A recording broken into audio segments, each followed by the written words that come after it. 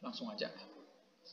Jadi, alasan saya membuatkan video ini adalah terkait bahwa banyak kejadian yang dimana orang bingung ketika membuat kalimat. Hal ini karena apa? Nah, ini yang akan menjadi pertanyaan dasarnya. Jadi, pada dasarnya, kenapa orang Indonesia kadang tidak terlalu mementingkan tata bahasa atau yang disebut dengan gramatik? Dan alasan untuk mengatakan yang penting orangnya tahu, mengerti, ya mungkin sah-sah saja, tapi nggak semua orang juga mengerti yang kita sampaikan jika tata bahasa tidak benar misalnya. Atau kita mau balikan pun bisa misalnya. Karena ketidakterikatan dengan tata bahasa bisa terjadi nanti bahwa saya mengerti yang kamu sampaikan, tapi apa yang saya mengerti adalah bahwa saya mengerti yang kamu sampaikan, tapi mengertinya arti yang lain, itu maksud makna yang lain gitu. Jadi itu maksudnya kenapa saya harus sepertinya perlu menyampaikan pengantar terhadap ini. Dan siapa yang pantas menonton ini atau memahami ini, ya tentu saja mulai dari pemula sampai ya katakanlah orang yang mungkin sudah terbiasa dengan bahasa Jerman. Nah, jadi orang Indonesia itu kan sebenarnya ya tidak mematuhi aturan tata bahasa ketika berbicara kan itu pada umumnya, ya kan? Dan saya saat ini juga mungkin tidak terlalu memperhatikan tata bahasa Indonesia maksudnya. Namun, apa yang menjadi pokok pikiran yang mau saya sampaikan adalah karena kita belajar bahasa Jerman dan apa yang sudah ditetapkan sebagai materi bahasa Jerman, ya gramatik itu ada di dalamnya gitu. Bahkan banyak buku-buku yang dijual ataupun bisa kita dapatkan di mana-mana yang khusus gramatik itu, mulai dari tingkatan A1 sampai lebih tinggi lagi. Jadi kita akan mulai tentang seperti apa kalimat itu dan kenapa kalimat itu penting. Jadi yang saya maksud di sini adalah pertanyaan yang pertama itu mau kita coba cari tahu. Kenapa kita harus butuh kalimat? Ya sederhananya kalimat itu adalah komunikasi kita nantinya di mana mengandung makna. Karena kan kita menyampaikan ke orang itu ada dulu maknanya sehingga orang mengerti. Orang mengerti karena apa yang kita sampaikan itu mengandung makna, gitu ya. Yang di mengandung makna itu yang seperti apa? Yang tentu saja bentuknya kalimat. Nah, sekarang muncul pertanyaan, seperti apa kalimat itu? Nah, di sini saya menyampaikan bahwa kalimat itu, pembentukan kalimat yang paling sederhananya ialah adanya subjek dan predikat. Inilah pembentukan paling minimal. Ya, saya rasa pada umumnya seluruh bahasa yang ada akan memakai ini, subjek predikat. Jadi subjek predikat ini saling mengikat. Ya, karena apa? Ketika dinyatakan bahwa kalimat itu mengandung makna, itu tandanya bahwa adanya subjek yang mana merupakan pelaku dan predikat yang mana merupakan tindakan dari pelaku. Itu yang dimaksud SP saling terikat. Pelaku melakukan tindakannya, kan begitu. Nah, misalnya dalam kalimat kita buat contoh yang paling sederhana dan yang paling umum, ich esse, gitu ya. Oke, sekarang muncul pertanyaan. Jadi SP, jadi ich esse itu adalah S dan P, begitu. Pertanyaan yang berikutnya adalah, emangnya seperti apa sih pembentukan kalimat itu? Dan apa yang kemudian disebut dengan subjek dan apa itu predikat? Kan itu sekarang. Nah, yang di sini saya terangkan bahwa subjek itu adalah atau bisa dibentuk dari katakanlah personal pronomen. Personal pronomen dan juga bisa dibentuk dari nomen, ya kan? Tapi sebenarnya ada satu yang disebut dengan subjek zat. Ada. Tapi kita tidak akan membahas subjek zat ini terlalu jauh karena namanya zat kalimat, sedangkan kita baru mau belajar kalimat, kan begitu. Jadi fokus kita adalah subjek yang dibentuk dari personal pronomen dan nomen. Nah, ketika kita sudah, atau setelah saya sampaikan bahwa subjek itu bisa dibentuk dari personal pronomen dan nomen, tapi personal pronomen atau nomen ini jika ingin diposisikan sebagai subjek, maka ia haruslah dalam kasus nominatif. Ya. Jadi semua ini harus dalam kasus nominatif. Karena kan dalam bahasa Jerman itu sendiri terdapat 4 kasus. Nominatif, genitif, datif, dan akusatif sebagai kasus keempat. Jadi supaya dia disebut subjek, maka personal pronomen atau nomen itu harus dalam kasus nominatif. Ya. Misalnya, atau sebelum itu, sebelum kita akan membahas tentang kasus yang terlibat dalam pembentukan subjek itu, sekarang muncul pertanyaan, lah emangnya personal pronomen itu apa gitu? Di sini saya terangkan atau saya jelaskan, saya jabarkan.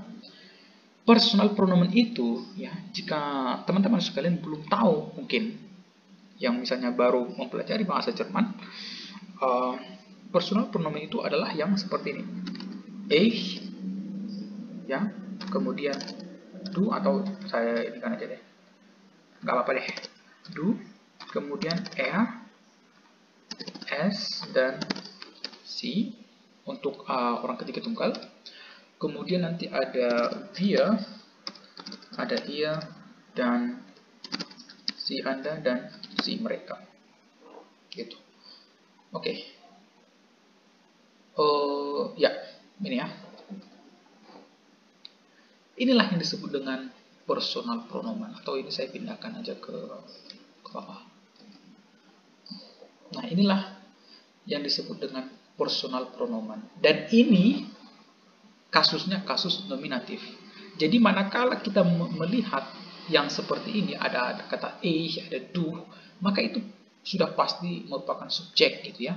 Jadi kalau ditanya dalam satu kalimat itu mana subjeknya, kalau kamu melihat seperti ini, maka itu sudah pasti subjeknya. Dalam arti subjek itu adalah pelaku, kan gitu. Oke. Kenapa ini nominatif? Apakah memang ada bentuk kasus yang lain? Iya. Nah, dia harus nominatif supaya disebut subjek. Karena nominatif itu eksklusif penggunaannya untuk menendangkan sesuatu itu pelaku. Itu pelaku kan berarti yang melakukan tindakan. Ya. Jadi istilahnya setelah kita bahas nanti nomen, kita akan simpulkan subjek itu apa saja atau bisa disebut apa saja. Ini dalam bentuk nominatif, berarti inilah subjek, begitu. Tadi saya katakan bahwa subjek itu bukan hanya dibentuk dari personal pronomen, bisa juga nomen, kan gitu. Sekarang nomen itu apa? Ya kata lainnya substantif, ya. Di mana kita bisa menemukan nomen? Nomen itu sendiri artinya kata benda. Di mana kita bisa menemukan seperti ini dan apa ciri-cirinya? Tentu saja ada di kamus. Nah, ketika kita membuka kamus, itu nanti akan ditandai apakah kata tersebut merupakan kata kerja atau kata benda, itu pasti ada. Ya. Dan ciri khas yang paling umum, bukan yang umum sih, maksudnya harusnya yang paling nampak dari nomen itu adalah bahwa diawali dengan huruf kapital. Gitu, misalnya Buch, atau apalagi misalnya Tisch, kemudian Tasche, ya. Jadi ini mewakili 3 jenis kelamin dalam bahasa Jerman untuk kata benda atau nomen, das Buch, kemudian der Tisch, dan die Tasche. Oke, ditandai dengan huruf kapital. Nah, itu ya. Nah, yang saya maksud tadi bahwa supaya nomen dan personal pronomen itu disebut subjek atau bisa digunakan sebagai subjek, maka mereka-mereka ini harus dalam kasus nominatif. Karena kalau kasus lain, maka dia bukan subjek lagi. Mungkin saja objek, atau mungkin bisa menjadi kata keterangan karena pengaruh dari preposisi. Karena yang mempengaruhi perubahan kasus itu bukan hanya kata kerja, ada juga yang karena beberapa hal seperti preposisi. Ya. Jadi, misalnya, ya, kan nomen itu bisa dipakai dengan artikel, bisa juga tidak. Tapi supaya lebih nampak perbedaannya, maka saya akan sampaikan contohnya. Misalnya das Buch, ya kan, karena artikelnya memang neutral das Buch, kan begitu. Kemudian nanti Tisch ini menjadi der Tisch, kemudian die Tasche. Oke, ini kita buat saja huruf kecil supaya tidak keliru ya. Nah, inilah yang disebut dengan kata benda yang siap digunakan sebagai subjek. Maksudnya, kalau kasus lain berarti dia tidak subjek. Iya, andai saja kita buat Tisch ini ya, karena kan yang paling nampak perbedaannya adalah der Tisch menjadi den Tisch. Den Tisch. Ya. Maka ini tidak akan pernah jadi subjek. Dia bisa jadi objek, ya, objek langsung dalam hal ini yang menggunakan kasus akusatif. Dan den Tisch ini perubahannya untuk datif bisa ada den Tisch, besar ya, den Tisch. Ini tidak akan pernah bisa jadi subjek. Jadi sekarang kesimpulannya adalah subjek itu sama dengan pelaku. Itu dulu ya. Ini konsep subjek itu sebenarnya apa? Ya, subjek itu merupakan pelaku. Pelaku kemudian nominatif. Nominatif. Kemudian kalau kita mau jabarkan adalah melakukan sesuatu. Kira-kira begitu bisa. Nah, yang ini terhadap subjek zat ini kita tidak perlu membahas terlalu dalam. Cukup saya buat satu contohnya. Misalnya subjek itu dass du mich besuchst, macht mich glücklich. Gitu. Yang kamu mengunjungi saya ternyata membuat saya senang gitu.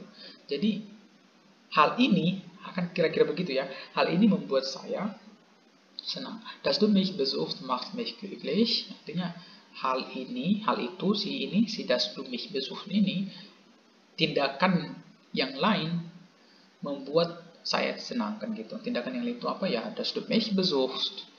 Gitu. Oke, sekarang tadi sudah kita sampaikan bahwa saya tadi sudah sampaikan pembentukan kalimat itu adalah subjek dan predikat. Kita sudah bahas subjek. Sekarang kita akan bahas predikat, gitu ya. Nah, sekarang pertanyaannya, dari mana predikat itu dibentuk? Sekarang saya tanya, nyatakan bahwa ini kan sederhananya, ya, bukan arti yang rumit gitu. Predikat itu dibentuk dari kata kerja atau verb, ya. Tapi tidak hanya sampai di situ konsepnya. Supaya verb atau kata kerja itu menjadi predikat, maka dia harus dikonjugasikan. Maka bahasanya adalah predikat itu sama dengan conjugated verb. Kata kerja terkonjugasi, barulah dia disebut predikat. Ya. Karena apa? Kita buat contohnya. Kata kerja satu contohnya adalah essen. Ini disebut infinitif, artinya belum diapa-apain. Kata dasarnya, essen. Kemudian kita buat tadi satu contoh, personal pronomen sebagai subjek. Oke lah, kita pilih ich, gitu ya. Sekarang kita mau buat kalimat, rencananya, ceritanya, ya kan. Kita mau buat cerita, ich, kemudian essen. Maka ini bukan kalimat. Karena apa?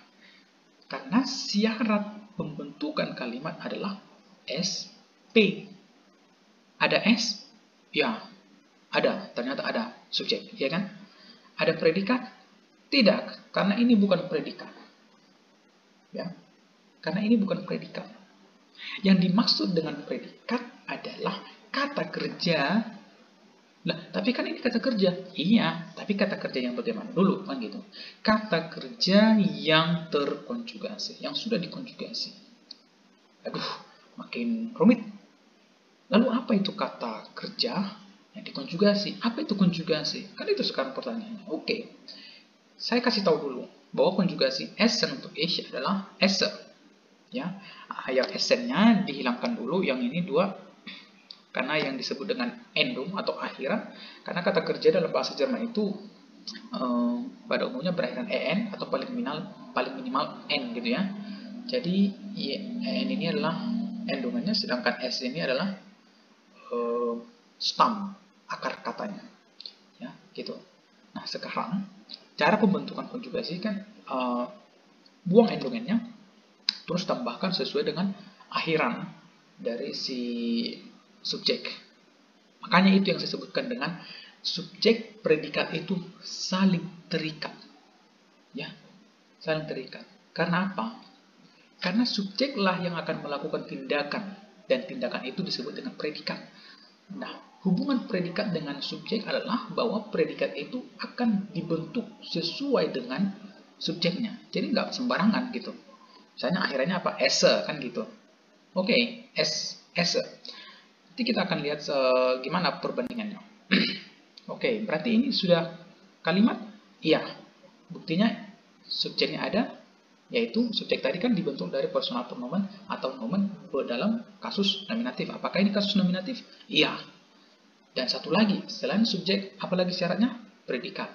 Apakah ini predikat? Iya. Karena apa? Dibentuk dari kata kerja essen dan dikonjugasikan esse, kan gitu. Oke. Bagus, sudah dapat satu bentuk kalimat. Sekarang kita buat contoh yang memakai kata ganti. Personal pronoun itu kan kata ganti orang. Sekarang kita memakai yang apa ya namanya? Nomen gitu ya. Kita buat misalnya di zona. Kita buat kata kerjanya shine. Shine.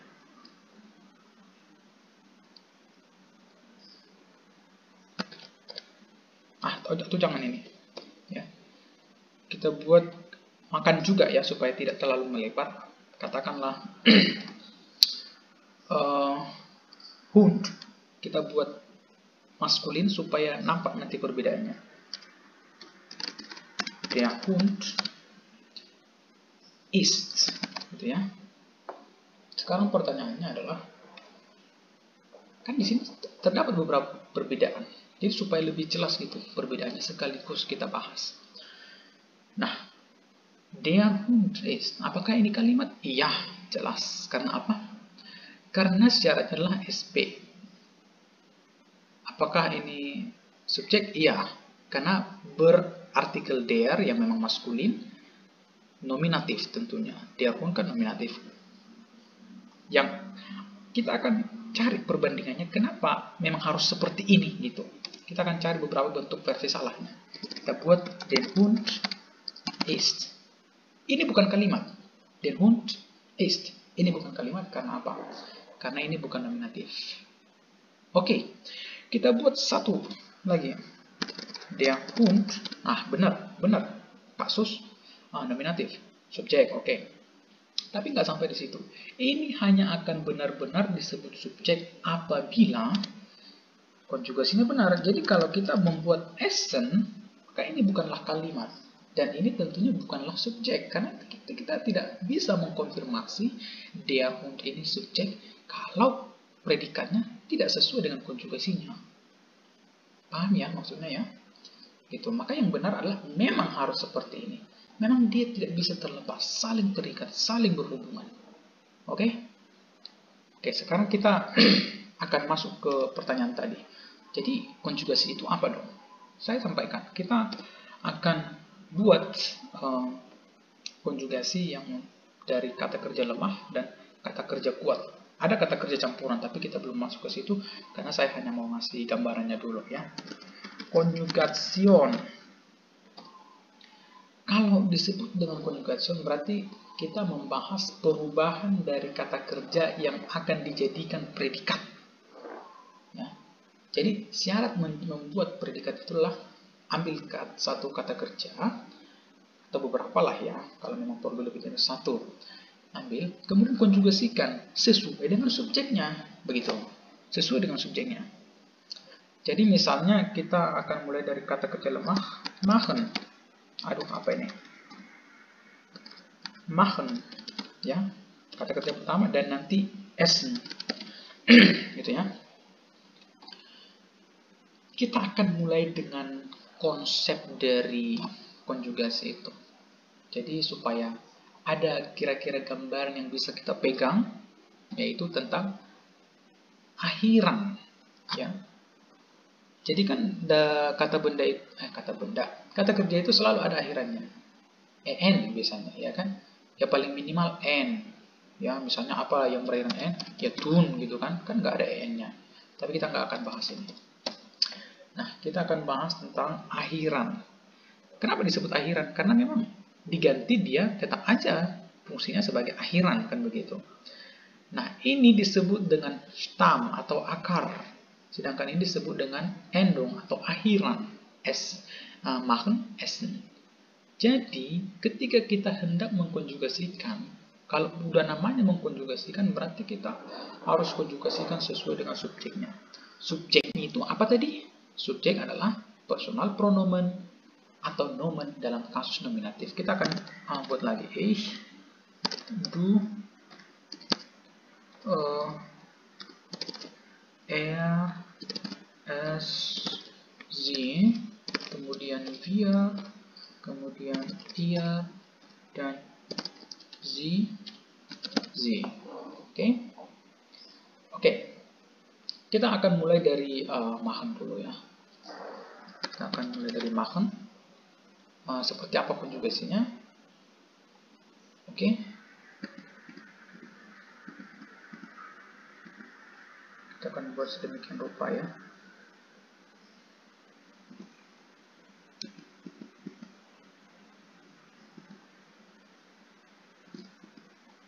Oke. Jadi caranya tadi adalah dengan membuang atau apalah bahasa yang cocok untuk menyingkirkan lah ya. Menyingkirkan endungan sehingga sisa hanya stamnya doang. Ya kan kita akan buat dulu kok langsung gini. Kan ini stamnya ya. Setelah dibuang en-nya adalah tinggallah stamnya. Kita buat dulu stamnya ini ke sini semua. Ya. Dan kemudian kita akan tambahi sesuai dengan akhiran yang tepat, yang memang seperti itu hukumnya gitu ya. Oke, kita mulai dari setelah dibuang endungan dari kata kerja itu, maka endungan itu akan digantikan dengan gitu ya. Kita buat ini warnanya merah supaya kelihatan bahwa itulah yang berubah gitu ya. Kemudian du akhirannya apa? st ya.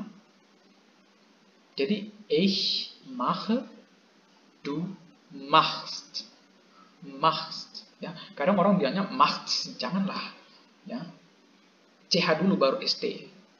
Mach, gitu ya, bukan mach, bukan, tapi machst, gitu. Oke, sedangkan RSZ atau dia laki-laki kemudian dia netral dan dia perempuan, akhirannya T, ya. Kemudian wir akhirannya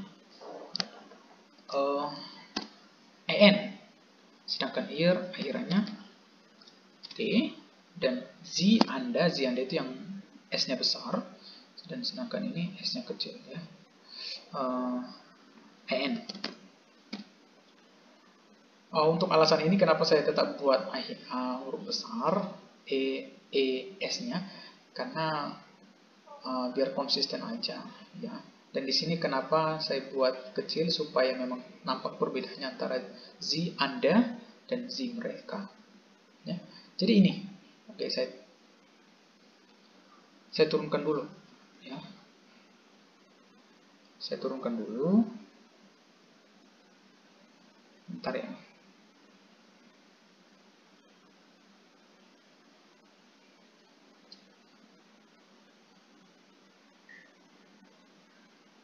Sebentar. Oke. Saya turunkan dulu. Supaya nampak semuanya. Jadi E, S, T, T, E, N, T, E, N. Nah, inilah yang disebut dengan konjugasi.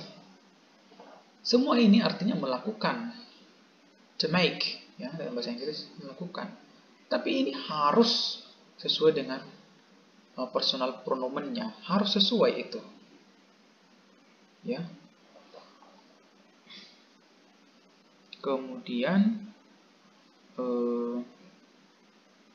sebentar ya, ada masalah teknis sama audio recording saya. Jadi ini semua harus seperti ini. Oke. Nah, yang disebut dengan kalimat itu kan SP itu. Nah, inilah yang disebut dengan SP itu. Jadi inilah satu kalimat. Du machst, sie macht, wir machen, ihr macht, sie machen. Kan begitu. Nah, sekarang gimana? Mau kita ganti? Bisa. Ya, kita akan ganti misalnya. Kita mau mengkonjugasikan yang Essen, ya. Kita akan konjugasikan Essen. Kita akan ganti. Oke. Ich mache. Kita ganti dengan Essen. Sebentar. Saya sepertinya ada kendala di sini deh. Waduh.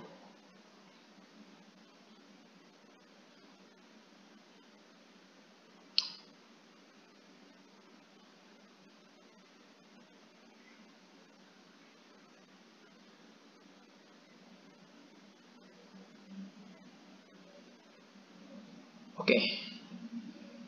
Jadi kita ini akan buat ini menjadi semuanya akan menjadi Esse. Kita buat ini karena kan Essen itu stamnya ini ya, S. Jadi ini tinggal kasih S, ya.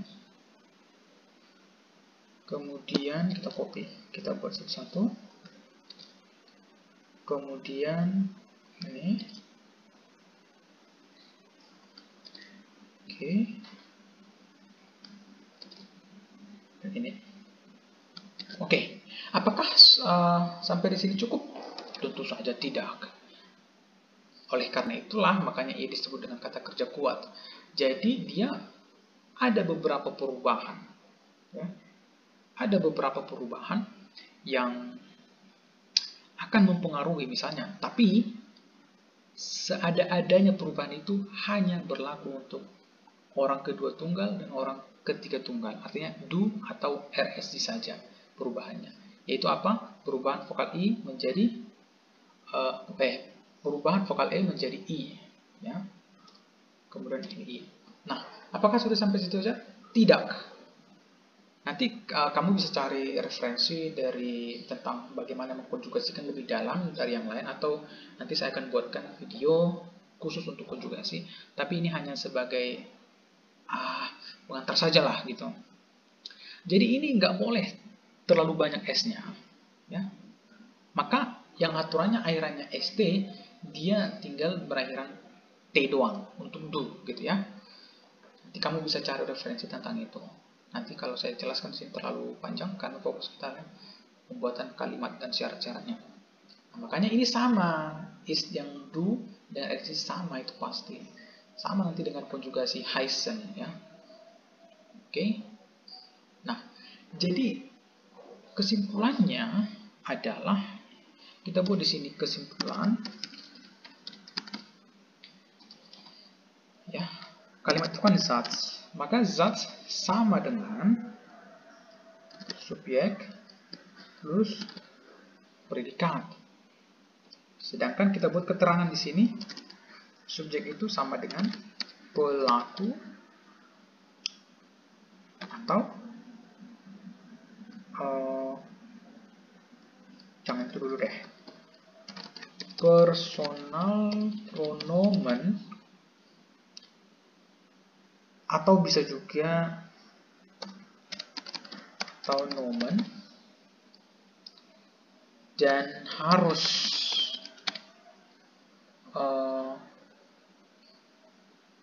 kasus nominatif, gitulah. Saya berusaha untuk gimana lah supaya mudah kalian pahami gitu ya.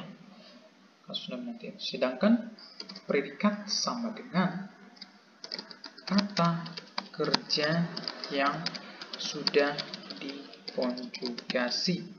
Tentu saja dikonjugasi sesuai dengan subjeknya. Itulah kesimpulan dari apa itu Satz ya. Kita perlu menggunakan SP itu, kita wajib menggunakan itu ya. Kita perlu, sangat-sangat perlu bahkan. Oke. Nah, kira-kira mungkin saya kan tidak bisa menjangkau semua apa yang ada di pikiran teman-teman sekalian. Jadi kalau misalnya teman-teman ingin bertanya, ya kalian boleh tanya lewat kolom komentar atau mungkin lewat media sosial saya. Media sosial saya namanya Linggom Marpaung ya. Tapi di kolom komentar aja nggak apa-apa. Karena ini bukan juga untuk komersialisasi ya, bukan untuk komersial, untuk promo-promo nggak juga. Kamu buat di kolom komentar, nanti saya usahakan balas ya. Oke, sekarang kenapa penting kalimat itu? Ya, karena kita tidak bisa mengatakan ich schön. Nggak bisa. Karena nggak ada predikatnya, gitu ya. Nggak ada predikatnya. Maka dimintalah bantuan dari kata kerja sein, atau kalau dalam bahasa Inggris to be. Maka kita buatlah ini, kita konjugasikanlah sein itu menjadi ich bin. Dari mana itu konjugasinya? Ini termasuk kata kerja tak beraturan juga ya. Jadi ich bin, du bist, es, sie, ist, kemudian wir sind, ihr seid, dan sie sind, kan gitu. Nanti pakai ini. Makanya kalau kita orang Indonesia mengatakan saya cantik, nggak bisa ich schön, nggak bisa. Harus ada ich bin schön. Harus. Ya kalau tidak ada, makanya kita minta bantuan dong. Makanya disebut sein itu sebagai kata kerja bantu. Ada dua kata kerja bantu dalam bahasa Jerman, sein dan nanti ada yang namanya haben, gitu ya. Oke, itu hanya untuk pengantar saja. Yang penting kalian dapat gitu loh, apa inti darinya, kenapa kalimat itu penting dan seperti apa sebenarnya kalimat itu, supaya nggak bingung. Tuh. Mungkin beberapa dari kalian sudah paham betul tentang ini, tapi ada beberapa orang yang tidak segampang kita memahami kalimat itu seperti apa. Ya, mudah-mudahan ini bermanfaat. Ya, jangan lupa nanti kalau memang ada pertanyaan, tanyakan aja di kolom komentar ya. Oke, tschüss.